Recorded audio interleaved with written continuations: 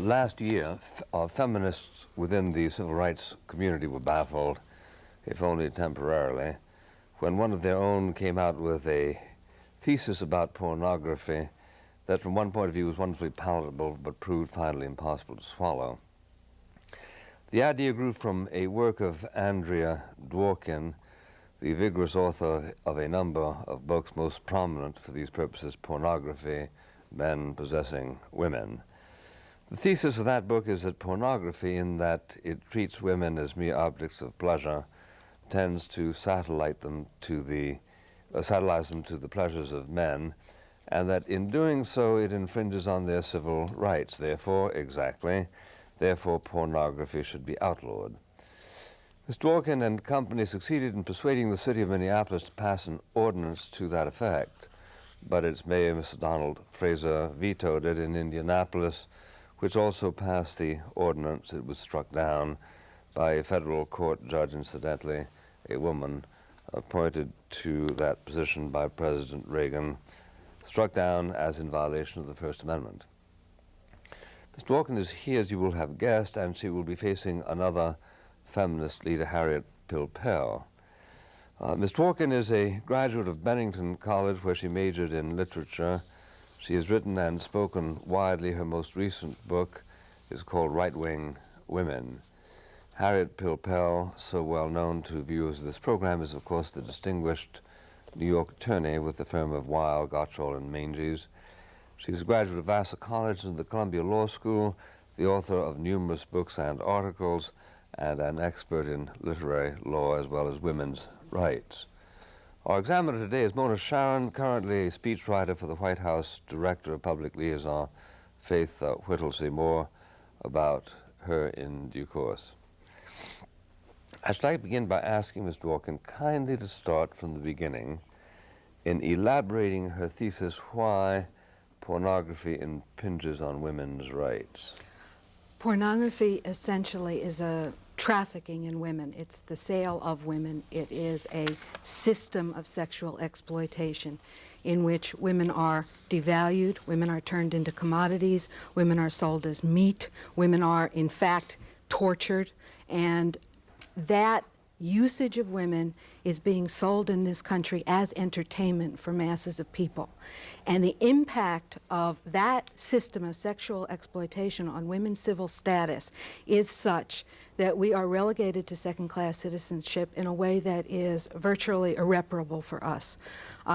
Pornography creates both physical aggression towards women and attitudes and behaviors of discrimination, and it makes every struggle that we have towards civil equality essentially ridiculous, because the reality is that $8 billion a year worth of pornography is sold in this country. It's sold to male consumers who have a great deal of power over women. They run the government, they run the economy, and their view of us is very much determined by the sexual usage to which we are put in pornography. Well, now, somebody remarked on studying the statute defining pornography in Minneapolis that it was really a unique definition, i.e. one that they hadn't heard before. So it might be worthwhile if I quoted it so we can touch on that. That statute said that pornography is defined as, of course, the graphically sexually explicit subordination of women, whether in pictures or in words. Now, before I read the balance of it, surely a lot of pornography proceeds without subordinating women, doesn't it? I mean, let's take something that most people would probably not insist they hadn't read. Say Fanny Hill. Is Fanny Hill, in your mind, an exercise in the subordination of women simply because Fanny Hill is a paid prostitute? It's an exercise in the subordination of women because Fanny Hill, like all other pornography, characterizes women as essentially whores by nature, that is our total reality, that is what we are for, that is our metaphysical definition, that's our social function, and that when a woman really fulfills herself sexually, what she ends up as is essentially a prostitute that fulfills her nature. Well, by the way, would you agree with that? Because I think there are lots of arguments against Fanny Hill. but I wouldn't have read into Fanny Hill the notion that all women are prostitutes by nature, would you? No, I certainly would not. And furthermore, the fact that Andrea Dworkin considers that as pornography leaves me utterly gasping, because if you look at the past as well as the present, there are literally thousands, maybe millions of pictures and books in which women are graphically tortured, beaten, and so forth. I need only remind people of the Last Judgment by, I forget by who, but anyway. Or the story of O. Yes, well, no, I'm talking about old things, things that show the rape of the Sabines, or the pillaring of St. Catherine, or the torture of St. Agatha. And in the brief, which a group of us on behalf of the Civil Liberties Union submitted in the Indianapolis case, we have an appendix which is called I'll read it for you, which gives you so many examples that I can't possibly cite them all. They include Aristophanes, Shakespeare, Fielding, Mailer, the overbreadth Examples of what? Examples of what? Examples of things that would fall under such an ordinance as the Indianapolis ordinance purported to be. That's another question. You're talking now about censorship.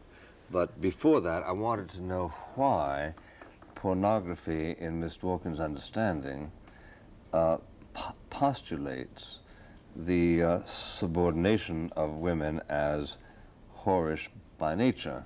Since I can say it postulates that women are commercially enterprising by nature, but I don't quite see how you read this whorish by nature into, say, Fanny Hill.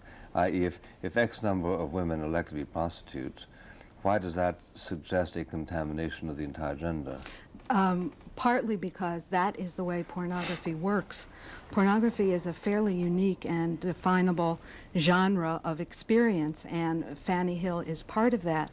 In Fanny Hill, a woman is taken, she's sold as a child, she's brutalized, she's raped. Everything that's done to her is done to her in great graphic explanation of the sex acts, which is the purpose of the book. It's an erotic exercise. And what happens to her is that she discovers in the course of that in fact is her nature, that is how she gets pleasure, that is what she is for. And that's what pornography consistently does. To get pleasure from sex does not require you to be a whore. To get pleasure from incest, rape, gang rape, and so on in the middle of abuse, when you're living in a world of women that postulates that women provoke rape, that women want to be victimized by sex, this is all part of a system that says that this is what women are, this is what women are like. Well, it's been a while since I read the book, but I just don't think that's correct. I think that Fanny Hill objected to certain exercises to which she was required to submit, but simply considered that a part of the discipline which would be true of any woman operating in any capacity, whether sexual or not. Sorry. No, I just wanted to say that the definition of pornography, which you asked me about, is peculiarly the definition that Andrea Dworkin and Ms. McKinnon have given to it, as Judge Barker, the judge appointed by President Reagan, held in the case which said that the ordinance was unconstitutional. The definition of pornography is not one which is used either generally or legally.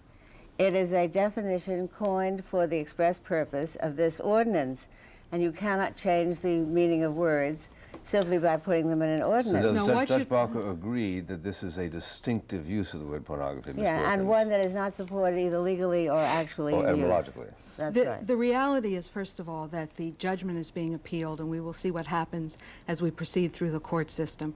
We never expected this law to be upheld on the federal district level. So for us, this is simply part of a process that we know we have to go through. No one has ever looked at pornography before and tried to analyze it in terms of how it's made and the impact that it has on women. Obscenity law does not do that.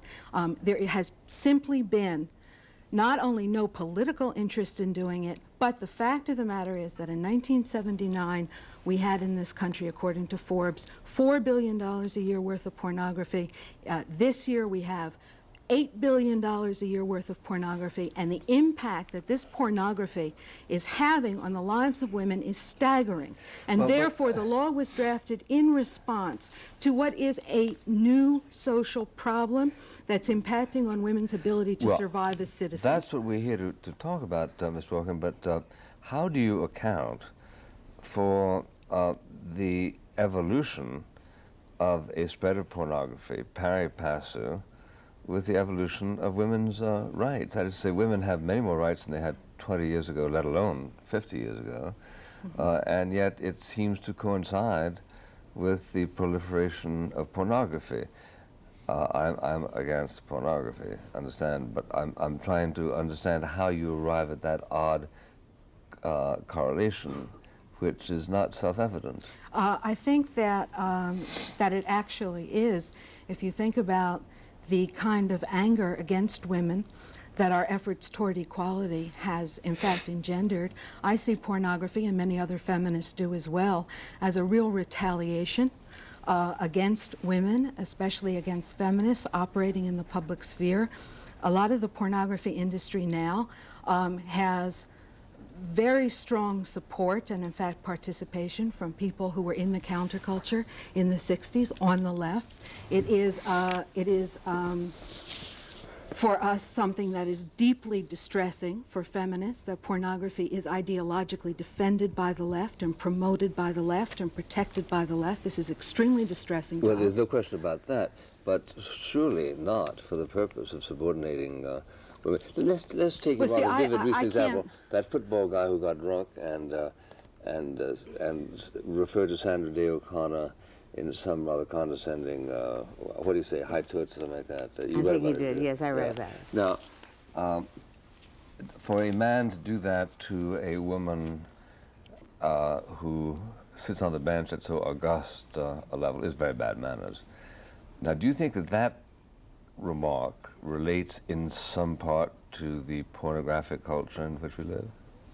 I think, yes, I think that the language that trivializes women and denigrates women, especially women of achievement, is very much a part of the pornographic culture. And in fact, many of the scenarios that are in pornography have to do with women who have accomplished something in life, who are then taken and subjected to sexual abuse, and again, are revealed to be, in fact, simply these creatures who should have been used in pornography all along. And I object to using one book like Fanny Hill as an example when what we're talking about is a phenomenal technological explosion of the abusive use of live women in video, in cable.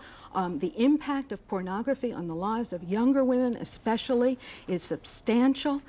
There are very few women who live without an awareness of what the pornographers can do to them, or who live without an awareness of what the consequences of pornography are to them. Well, may I please say something? Sure. First of all, I want to say that I'm a woman.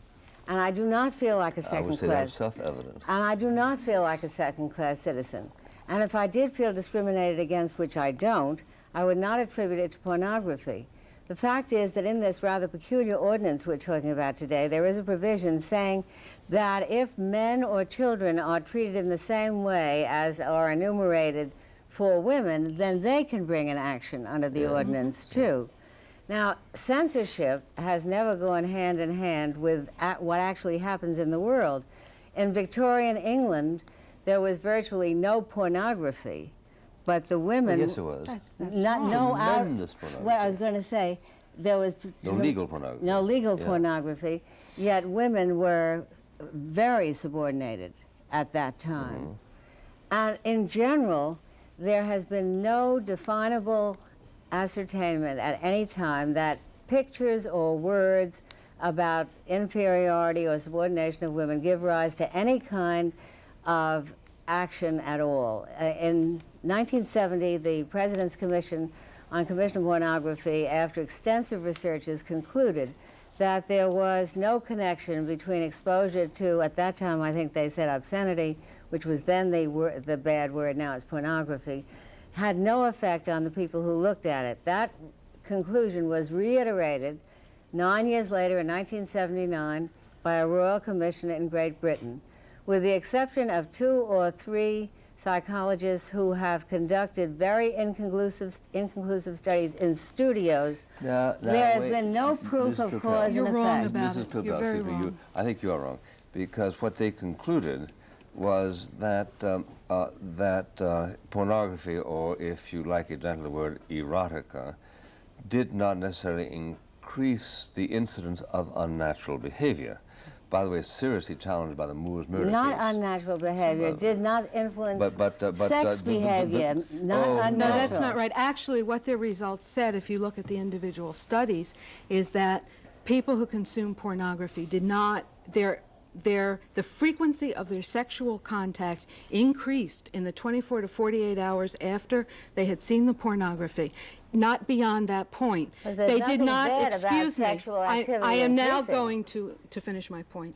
They did not say that people did different kinds of sex acts than they ordinarily did, but what they did say is that the people involved in the experiments, the men were more aggressive, more irritable, and that the women were nauseous and anxious. Now, I do want to know why men who are aggressive and irritable and women who are nauseous and anxious are having sex more often.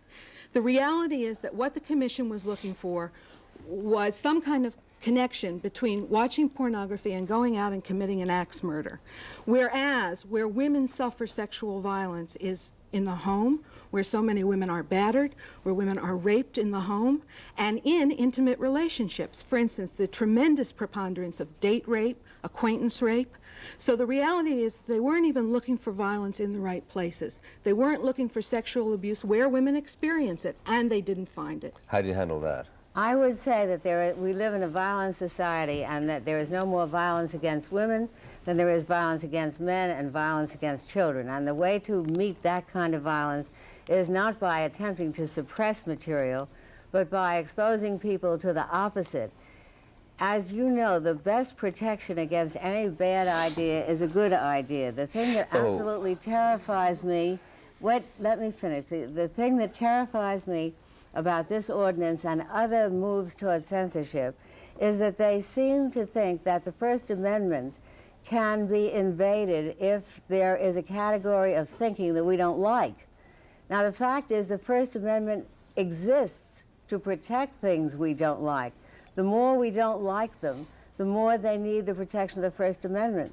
You don't need a constitutional guarantee of freedom of speech and of the press in order to protect a majority point of view. The majority can do that very well for itself by passing legislation. Ms. Pilpel, the point is that freedom of speech and the press in this country is guaranteed by the First and 14th Amendments. Okay. It's a guarantee of ideas that we hate. Ideas are not a woman hanging from a meat hook. That is not an idea. That is a human being. Something has been done to her. The evidence shows that the women who are in pornography, the very high percentage of them, from 60 to 75%, have been incest victims or victims of child sexual abuse, are habituated to sexual abuse as children, run away from home, get picked up by pimps, get used in pornography, and those pimps are not exercising their First Amendment rights. They are hurting people. You're talking about conduct now. I thoroughly agree with you. And I agree with the Supreme Court, by the way, which says that the First Amendment does not protect obscenity. It does not say the First Amendment does not. Miller, and so on. It does not say anything about the First Amendment in relation to pornography. And Ms. Dworkin and her We're going to ask you to say something. Are all talking about pornography, which they make excessively clear. They don't mean obscenity as pornography. And if that's true, I know the Supreme Court has said that you can censor obscenity. I disagree with it, but they've said it. But Ms. Dworkin would be the first to admit that obscenity is not pornography. What they want to suppress is their own definition of pornography. You know, I'm really finding this just incredibly strange, because we're here supposedly as feminists who are on the same side, and you're saying you don't have any feeling that you're a second-class citizen. No, I don't. Well, so I don't understand what feminism is for you. I mean, I don't understand what it is for you. There are an awful lot of feminists I'm asking you a real against question. this ordinance. No, I'm asking you a real question. I mean, you need a political movement for equality if you don't have equality. If you have equality, you don't need to organize and have an ism after your name to be trying to do something, to accomplish something in society if you've already got everything you need. You never have everything you need. The blacks don't have everything they need. The Jews don't have everything they need. There is racism, however, in this society, and right? women don't have everything they need. The fact that they don't have everything we need doesn't mean that they are not first-class citizens. It means there's still a distance to go, and there is a considerable distance to go before they have complete equality. But the one thing that does not interfere with their going that distance is what you call pornography, because pornography is simply a particular definition of what you choose to think is holding women back. And I am insisting over and over again that the point is pornography has never been shown to hurt women any more than it hurts men or children. That is wrong. The fact, this is not a theoretical discussion. The evidence that comes from the testimony of women whom you perhaps choose to disbelieve, but nevertheless it is there, about the ways that they've been coerced into pornography and the ways in which pornography has been used in them in sexual abuse and rape and gang rape and marital rape and so on, is there. Social studies showing the use of pornography to force women into sex acts that they don't want to be part of is there. The experimental studies that show that men become increasingly physically aggressive towards women after viewing pornography is there. Okay, Ignore it, but it's there. I'm going to insist on certain ex officio rights here. We've got two questions. One is pornography singularly anti-feminine to the point of raising a civil rights issue? The second is, should we exercise the right to censor it or indeed anything else, which is the point Ms. Pilpel likes to dwell on, as Ms. Dworkin likes to dwell on the other point. Now, let me ask I'd like to speak to the law. Okay, what it really does. In due course. Now, let me ask you this: there's just as there are women prostitutes, there are male prostitutes, and just as there is female heterosexual pornography, so is there homosexual pornography. Would everything that you've just finished saying about the extent to which this works invidiously against women apply against men in situations in which men are the desired sexual objects? It does not have the same impact on men as a class in terms of their rights in society, because it's not viewed as something that men are. Prostitution is viewed as something that men sometimes do. Men also, in their autobiographies, tend to get out of prostitution fairly early on and move on to something else. But all the personal injuries connected with using, especially young men or boys, in pornography do apply. All of those injuries are just as injurious to boys as children as they are to women. And our law, in fact, gives those people causes of action the same way it does women. Well, suppose I were to appeal to you and you were the relevant judge in a court and say, I would like you to outlaw references to Republicans as essentially selfish, anti-social, anti-peace loving. I give you an abundant literature that says that, on the grounds that I'm a Republican and it tends to depreciate my merchandisability as a social human being and to do me damage. And I would appeal to the famous Dworkin precedent involving women. Would you therefore permit me to censure such diatribes against Republicans? Well, I don't accept the description of this bill as a censorship bill to begin with. Secondly, it is very clear that what we're talking about here is systematic physical injury against a group of people because they're born women. And civil rights law is about what happens to people in society because of a condition of birth. Being a Republican, even in your case, I think, Mr. Buckley, is not a condition of birth. It is a choice that you made. It doesn't have any kind of implications for Republicans as a class in the way that sexual abuse does for women. Well, but to be a prostitute is certainly a matter of choice. No, I don't think that it is. Well, but I think that women are there forced. There are lots of laws that say that you can't force somebody to be a prostitute, anti-white slave traffic laws. But there are an awful lot of voluntary prostitutes. In fact, one can get them on one show if one is David Susskind without any problem at all. Well, could I say that there is a consistent failure to distinguish in what Andrea Dworkin says between acts, conduct on the one hand, and speech, press, on the other. If women can show that they have been sexually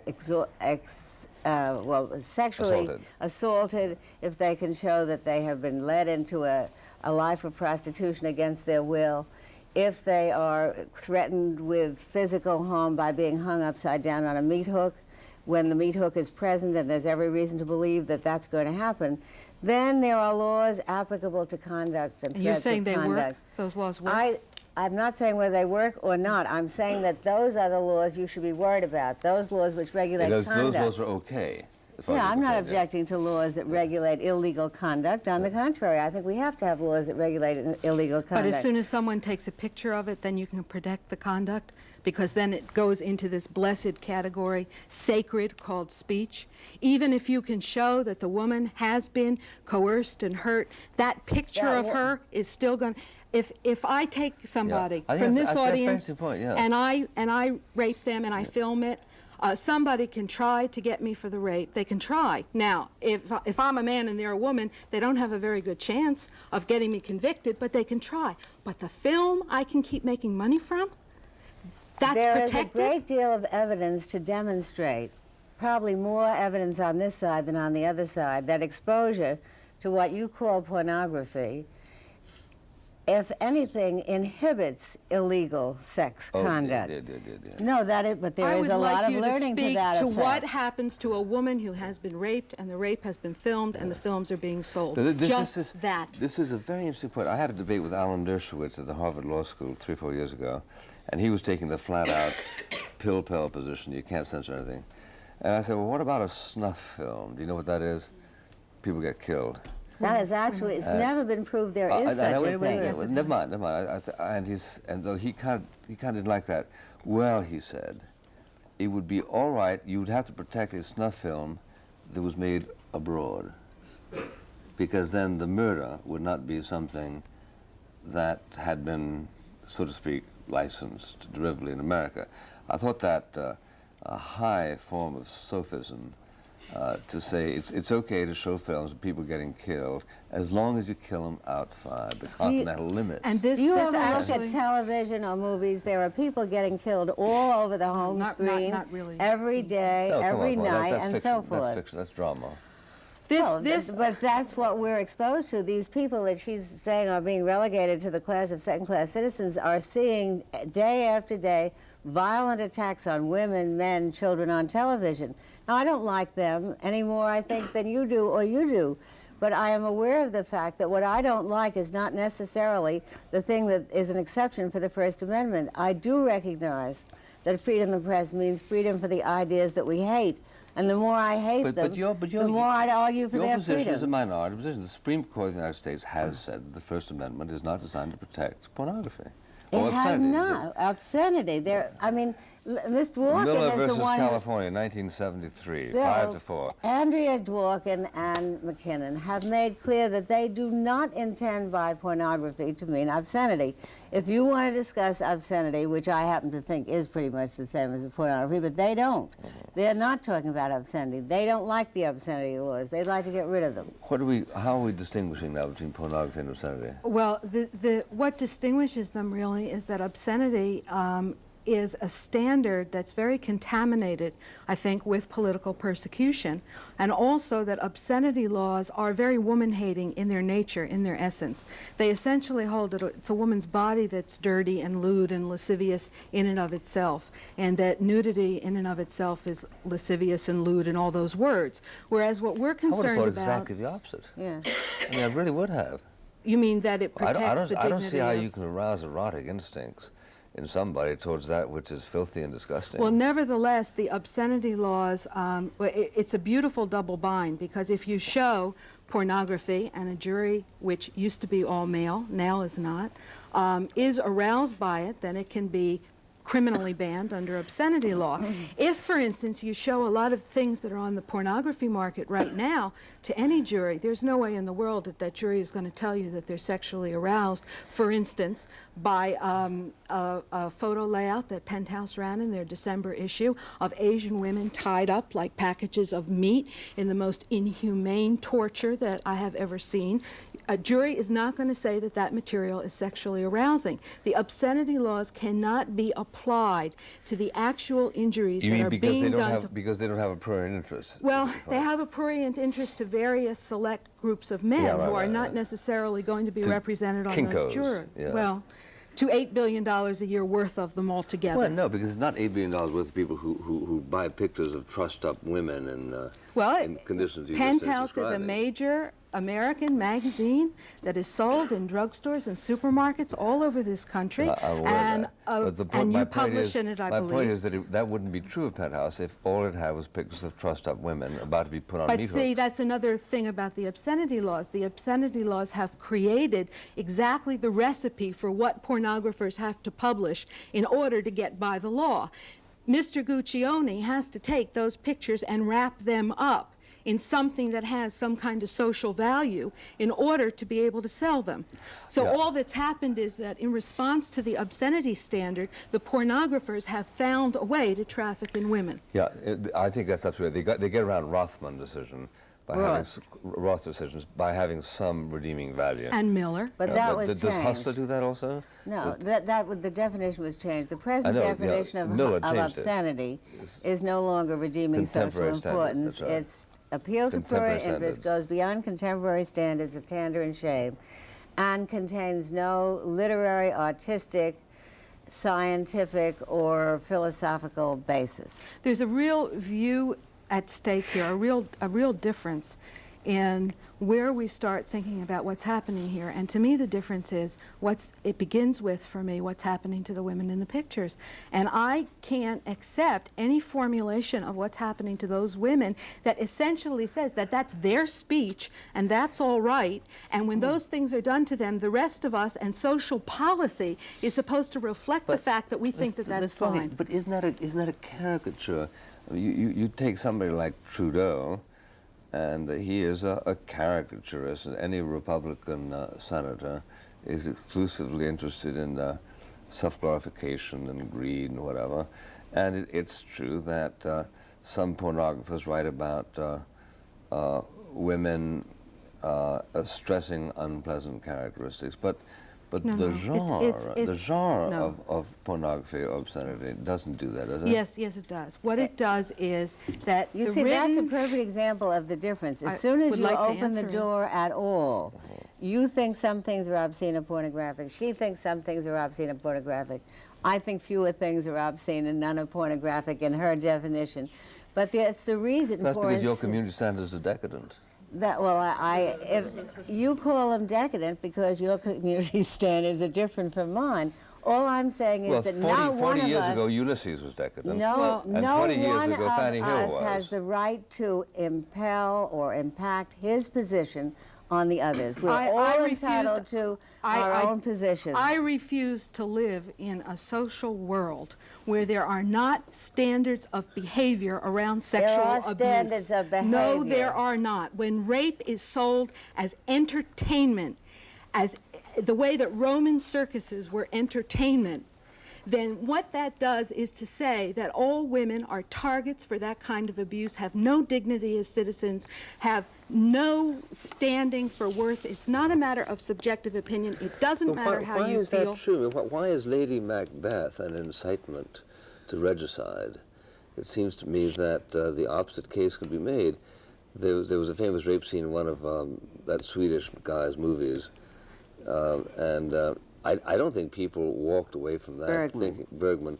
I don't think people walked away from that thinking that rape was in any way desirable or defensible. In pornography, which is this very distinctive $8 billion a year, the rapes tend to be real, and the abuse that you watch tends to be real, and the whole point of the film is the abuse, and the whole point of the film is the nexus between the viewer's sexual, physiological agreement with the abuse. But then it's not rape. Then it's not rape. it is rape. No, not the a viewers, disagreement. not the women's, the viewers. Oh, the viewers. You take a film like Deep Throat. You watch Deep Throat. In Deep Throat, you see a woman who's smiling all the time. I mean, she's walking around smiling.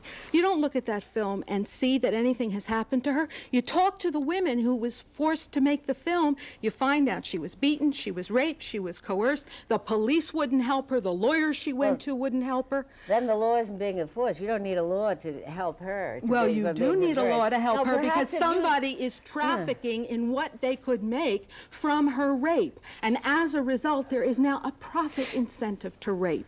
There are rape crisis centers are reporting that cameras are being used in rapes. We are finding the films of women that we know who have been raped, sold on the commercial pornography You ought to be fighting market. against the rapes. I'm not in favor of rapes. Nobody's in favor of rapes.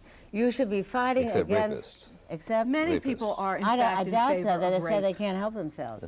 But the fact is that nobody is in favor of the kind of conduct that Andrea is describing. Of course Why we're are not. people I paying don't to like go other see it if they're kinds not in conduct. favor of it? Well, I don't like other kinds of conduct. We have got a you- voting constituency here who's voting with their dollars. You keep talking about this There- $8 billion figure, and then you keep talking about things like rape and women on meat hooks, as though $8 billion was spent to see things on rape.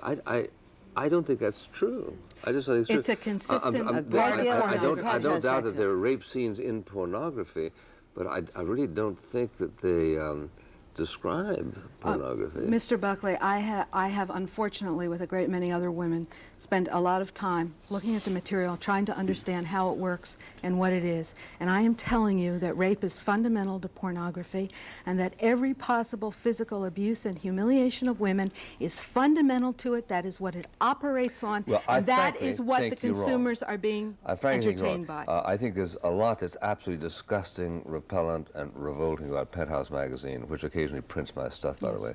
But I think As if I you said. pick up the average issue of Penthouse magazine, I doubt that you would find a rape there. I really don't. Don't think you would. Would you? No, I don't think you would. And I'd also like to say that if we are going to worry about how women are depicted on the screen or in books or magazines, I don't like the way women are depicted in terms of being slaves to their husbands non-sexually. I mean, a man wakes up, he's got a cough, his wife says, oh dear, right away. And she gets out of bed, she gets the cough medicine for him. Well, what's wrong with that? Well, I wouldn't... That happened to me this morning.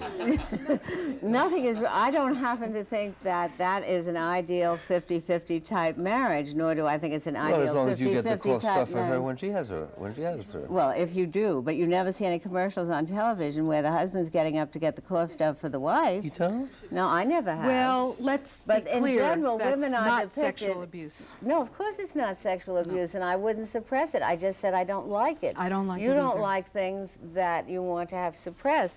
And you and the people who agree with you will be among the first people to be suppressed. That's what's so strange about it. There is a large group of feminists in this country who disagree strongly with Andrea Dworkin, who take the position that they know that with the moral majority with whom they are now allied in interest on That this is not true. ordinance, would be the first or second group to be condemned. In fact, on a list of people to be condemned or groups to be condemned by Cal Thomas, who is very active in the moral majority and who's been on this program, feminism and all it stands for was, I think, number 2.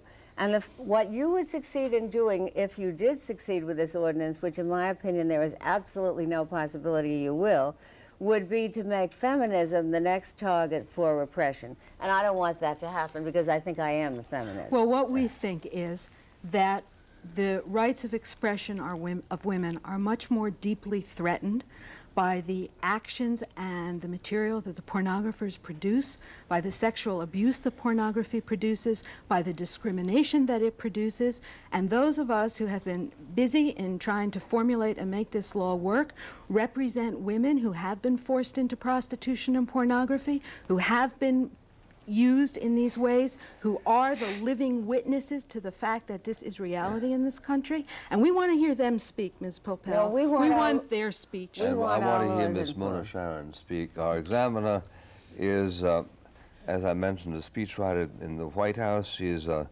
graduate of Barnard College and of the Law School of George Washington University, a former editorial assistant at National Review, a former speechwriter to the First Lady, a contributor to commentary, the Wall Street Journal, the Washington Times, Ms. Sharon. Thank you.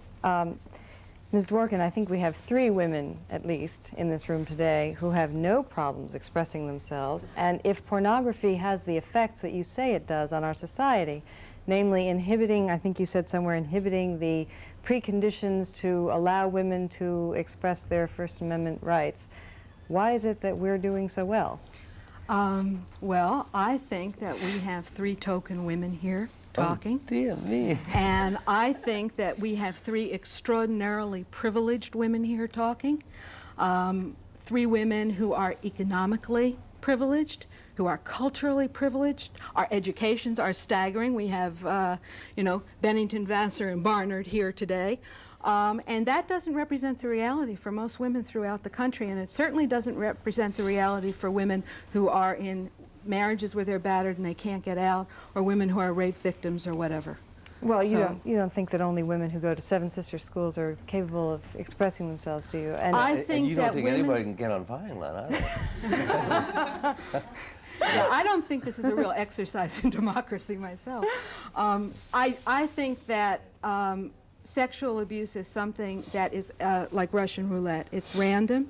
It hits all kinds of people, but the particular kind of sexual abuse that has to do with coercion into pornography particularly impacts on poor women, vulnerable women, yes, I illiterate understand women. your concern with the coercion and with the awful acts that take place in the name of pornography, but I think Mrs. Pilpel is correct in saying those things are crimes.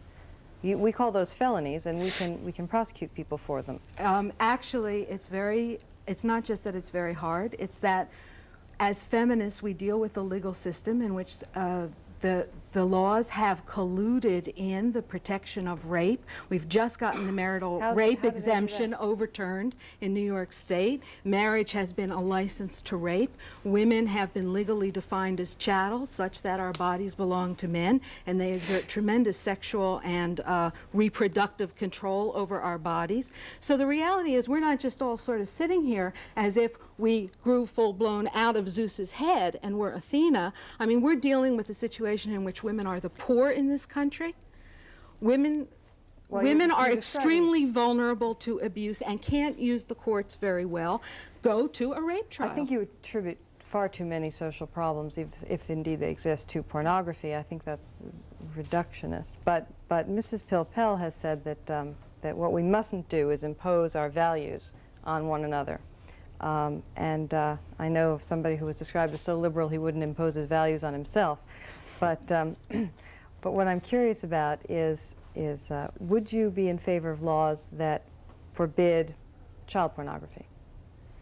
Well, whether I would be in favor of them or not is immaterial because they are now okay. That is, the United States Supreme Court has held that there is a special category called child pornography or kiddie porn, which falls outside the protection of the First Amendment. I have always felt that the First Amendment may be somewhat modified in its impact where children are involved, or where public display is involved, and certainly where coercion or force is involved, in which case, as you just pointed out, there would be a crime of some kind permitted. The reason that the Supreme Court gave for saying that child pornography was outside the realm of the First Amendment was because children are not able to take the legal action necessary to defend themselves. What Judge Sarah Barker said in the case in Indianapolis, which held the ordinance unconstitutional, was that it seems almost impossible to say that women lack the tools with which they can express themselves or enforce the law, since they represent more than 50% of the population. That's not what she said. She said that most women manage not to get used by the pornographers. Before we get off on women, let's stick with children for just a moment. Suppose we could, through high-tech means, special effects, create child pornography that really didn't use children who can't defend themselves and can't sue and so on, but looked as if there were actual children involved. How would you feel about that? I probably would feel the way I did with the dissenting judges in the Ferber case involving the New York child pornography law. In other words, since I am convinced that the overwhelming majority of studies show that neither obscenity nor pornography, however you describe it, is responsible for illegal or violent acts, I would not take a chance on censoring anything on the chance that it might. There Mrs. was no Pilpel, do you think dissent in that the books Supreme ever Court improve version. people? Excuse me? Mrs. Pilpel, do you think would you books, repeat? do you think that books ever improve people? Yeah, I think books improve people. I also think books can bother Why? people Is and there- upset them. But is there any evidence that books improve people? I don't know, except that we generally consider that a person who is well read is cultured, and if he's cultured, he's more apt to get a good job, and if he gets or she gets a good job, she's more apt to have money, and so forth. But I don't think you could ever posit any legislation on the ground that a book is either a good book or a bad book. It's a book, and therefore it's protected. Right, but if we generally accept that books have the power to improve people, why do you resist the What do you notion mean that, by improve people? I mean, elevate them morally? But you- Elevate them morally. I would not like to be in a position where I wanted to show that anybody was elevated morally by a book, any more than I would want to show that anybody was ever raped by a book, to use Mayor Jimmy Walker's expression. The fact is that no one knows the extent to which literature, art, etc., impact on behavior, Am and I gonna my have to- interest is in behavior. Am I going to have to remind you again of the Moore murders, where it was proved in court that this man, this woman, killed and mutilated a number of children after getting the idea from a reading of the works of Marquis de Sade? And pornography is deeply implicated in the same way in the serial murder phenomenon, in several of the mass murders that we've had in this country, including Manson, including Speck. It is simply part of the way the murderers operate. That It's a issue strange- has It's been- a strange form of anti-intellectualism for you to be so reluctant to It's not acquiesce anti-intellectual to in the want proposition all... that the books influence people. No, of course I they agree with that. influence people. We're not talking about whether they influence people. I'm interested was. only Yeah. if it influences people. She didn't ask me whether it influenced the behavior of people, and my answer was, if it influences people in their minds, in their glands, in their hearts, good or bad, it's all right with me. I'm interested Why in is it all right with punishing- you? Well, because It's I bad. want only conduct to be punished, because I know that what I think is a bad idea is something that you'll think is a good idea, and I don't want either of them to be suppressed. But the point is, that you might be wrong and I might be right. There's I mean, no wrong or I right in I that. really wish that Mein Kampf had never been written. I wish Hitler had never been born. Yeah, oh well, if he had been born, how could he have written a book which you don't want to suppress? Well, I would certainly not have suppressed Mein Kampf, and be it said to the credit of this nation Well, that this nation may never I made ask any you- effort to What do you May I mean to ask credit- you at what- what excuse me, point what do you you mean to credit wouldn't this have nation? suppressed Because it? this nation, having won the war, stipulated that no Nazi or pro-Nazi literature could be published in West Germany until the infinite future. You couldn't, after the war, buy any book extolling Nazism in Germany. Well, I'm not talking about Germany. I'm talking about what I consider the greatest democracy on earth, namely the United Well, the States. greatest democracy on earth insisted on that law. Well, that was part of the military, quote, justice, unquote, system, which has never Well, been amenable to the ordinary rules that apply to American The military citizens. was dominated by President Truman at that particular point. He was the commander-in-chief. Well, I'm not going to I think defend there's anything a- that was done by military leaders after World War II in a foreign country. No, I But wouldn't have I would approved like of to that. ask you a question about the Weimar Republic, because I think this is a very much unlooked at piece of reality here, and that is, at some point there was some kind of connection that maybe we can figure out and maybe we can't, between not just Mein Kampf, but the way that Goebbels used the free speech protections that existed in the Weimar Republic. He went into court all the time. You know, he was sued for libel all the time. He always used the mechanisms of the court to increase the propaganda value of the material that he produced. Now, at some point, people started dying. And the question is, at what point in that piece of historical reality would you have intervened? I can't point, believe very that good point. either of Very you good point. seriously believe that the excesses of Nazism were due to the excesses of speaking and writing of Goebbels, Hitler, Goering, etc. I do. I 100% do. I Hitler was think he was one of the greatest demagogues in the history of the world. He may have been, but he persuaded people if by... I could have castrated his voice in 1933, I would have done so gladly. Well, you wouldn't have known in 1933 whether he was going to be that powerful or not. I'm very precocious. And I'm asking you, at what have point stopped would you have known? At what point would you have known? I don't Do think- you don't How know about now is what you're 1938? saying. You can't even look back I'm and know saying now. that the best argument against Hitler is to take a copy of Mein Kampf and expose it to view that's in the not United necessarily States. It didn't work. It didn't work. It didn't work in Germany because there were other forces at play there, which had Okay, well, nothing to do okay, with was there other censorship. forces at play here, maybe? Well, are we going to discuss Mein Kampf? Because it's not pornography, and I don't know why Andrew Dworkin is But defending a it. tremendous as amount of the pornography. propaganda became extremely sexualized against Jews in But a way isn't that it was interesting that- pornography. Now let me finish. And the reality was that the kind of ideological substance of Mein Kampf had to do precisely with Jewish rapists raping pure Aryan women. There is a sexual dimension to what happened, and I don't want it to be unremarked. All right, and I'd like to I ask don't Ms. want, may I Dworkin. just say this? Yes. I don't want it to be unremarked that if you take Andrea and go with her step by step, she's going to require that there be suppressed not only pornography, but material leading to pornography. And if you take what Bill said, he's not only going to suppress Mein Kampf and the evil teachings of Nazism, but he would go behind that to books and literature, presumably like certainly the Nietzsche. Democratic National Program of 1984. Nobody And could, the- and Nietzsche, the nobody philosopher, could and so possibly know forth. from this discussion, however, that we're not talking about a criminal law at all. We're not talking about a ban. We're not talking about any kind of police action. We're talking about a civil law that allows people who have been hurt to sue. And there's nothing that in what you've said that in any way reflects the reality that we're talking about minimum state action, and we're talking about really empowering Which victims. leads me to my next question, which is about discrimination. You have chosen to use this word, discrimination, which has a specific legal meaning. And I'm wondering if you don't run into standing problems. If there's a civil rights statute for blacks, a particular black man must go to the luncheonette, ask to be served, and be refused before he has standing to sue. He has to suffer a personal injury. Now, what you're suggesting is that any woman may simply notice on the newsstand pornography and sue the proprietor of the newsstand on the grounds that her civil rights are somehow being invaded. I mean, that would be what stipulated. injury? That would be sufficient injury that she passed away. It's being sold, right? I mean, under your statute. Under one part of the law, there's a cause of action for trafficking in pornography.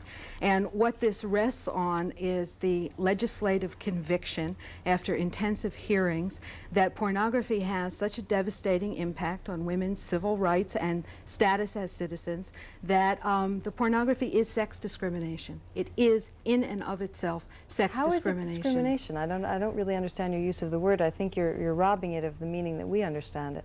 Well, I don't think so. I think that when you look at even the basis on which the Supreme Court eventually, after 100 years or so of protecting both slavery and segregation, decided that segregation was violated something that mattered, they talked about the hearts and minds of the people that segregation was targeted against, and how their Well, they may hearts have and talked about it, minds but would that wasn't never the injury. would never recover. It was part of the injury, and under the other three parts of the law, we are talking about acts against individuals. We're talking about coercion into pornography, pornography being forced on a person, and we're talking about assault and physical injury due to a specific piece of pornography. And showing people and showing women in a subordinate capacity also. Sexually explicit I don't know what the subordination. difference is between criminal and civil penalties in the case of an ordinance like this, which provides for an injunction by a court against the continued sale of pornography.